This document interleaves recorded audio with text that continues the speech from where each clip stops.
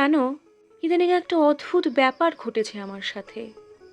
যখনই ডায়েরির বুকে কলম ছোঁয়াচ্ছি, মনে হচ্ছে স্পর্শ করছি তোমায়।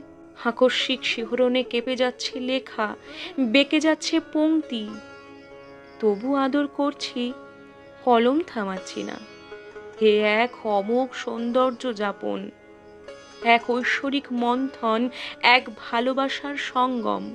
হাতের কলমটা কখন যে লাঙল হয়ে উঠেছে টেরই পাইনি। কর্ষণে কর্ষণে বিদ্ধ করেছে ভূমি। দুর্ধর্ষ, দুরন্ত, বীভৎস প্রেমে রক্তাক্ত করেছে তাকে। নাশ করেছে তার আজন্ম লালিত সতীত্ব। মাটি ভিজে যাচ্ছে, যন্ত্রণা পাচ্ছে, আবার অভূত মধুরতা জানান দিচ্ছে তার উচ্চকিত শীতকারে। মন্থন থামছে না। হে মন্থন নিরবচ্ছিন্ন, পৃথিবীর ঘূর্ণনের মতো। এ মন্থনের কালকূট আমি তোমায় দেব না। তুমি বরং তুমি বরং সুধা খেও, গত জন্ম ভুলে যেও। তারপর ধারণ করো আমায় তোমার অস্তিত্বে। লীন হয়ে যেও আমাতে, আমি তুমি হই, তুমি আমি হও।